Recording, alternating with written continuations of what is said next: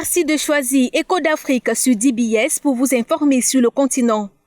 Au Tchad, début de confinement ce vendredi 8 mai dans la capitale N'Djamena et les grandes villes pour couper la chaîne de contamination du coronavirus.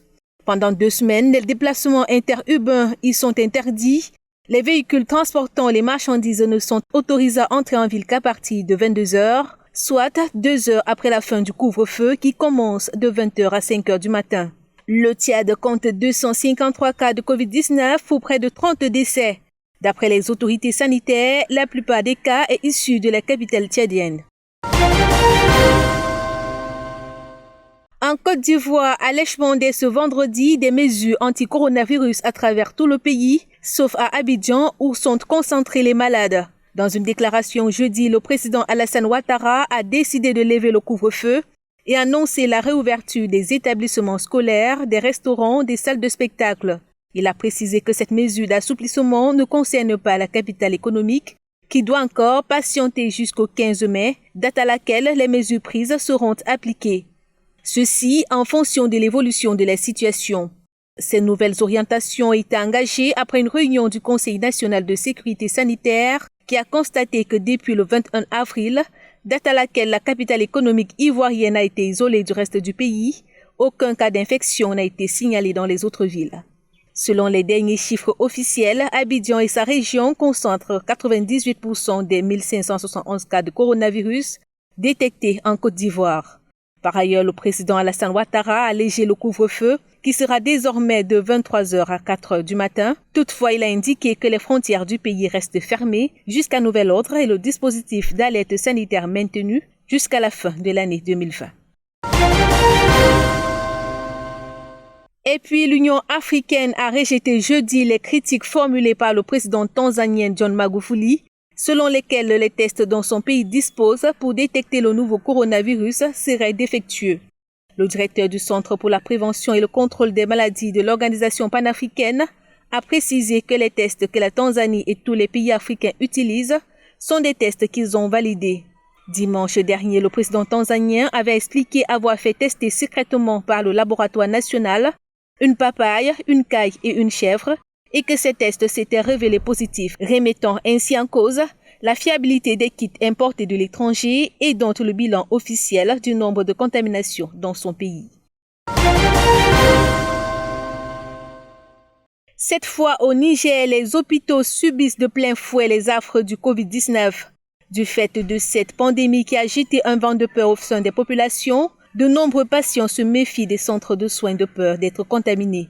Jeudi, les autorités sanitaires ont lancé un appel aux habitants de Niamey à se rendre à nouveau dans les hôpitaux en les exhortant de ne pas garder une pathologie à la maison.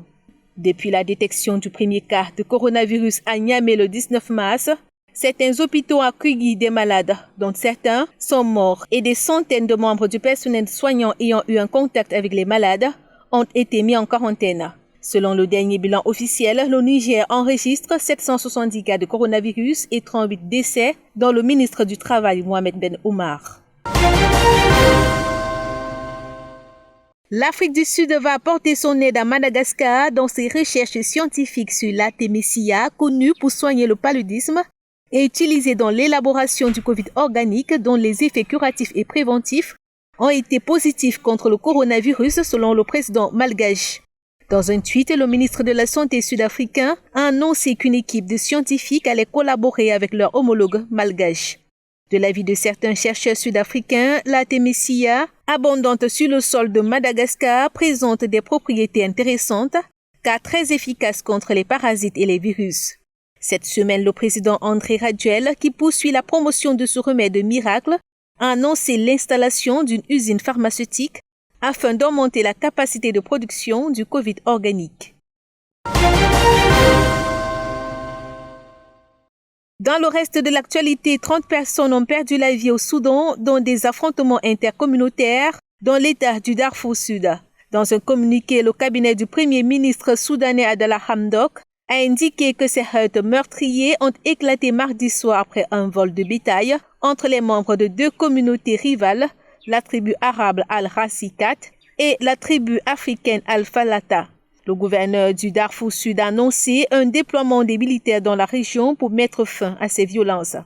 les tensions entre tribus arabes et africaines au Darfour remontent à 2003, date du début du soulèvement d'insurgés de minorités ethniques s'estimant marginalisés contre le régime d'Omar el-Béchir aux mains de la majorité arabe.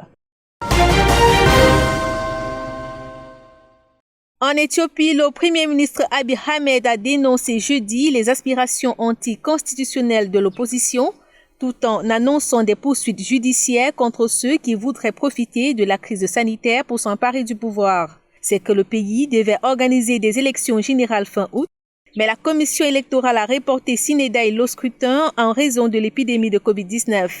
Mais il y a quelques jours, les dirigeants de la région du Tigré ont décidé du maintien des élections législatives le 30 août. L'argument brandi par ces responsables de l'opposition est qu'il n'y aura pas d'élection avant la fin du mandat des députés en octobre, une situation synonyme de crise politique.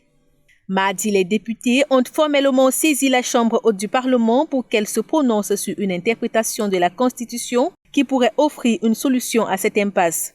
Une démarche qui a suscité les critiques de l'opposition, pointant une Assemblée nationale entièrement acquise à la cause du régime.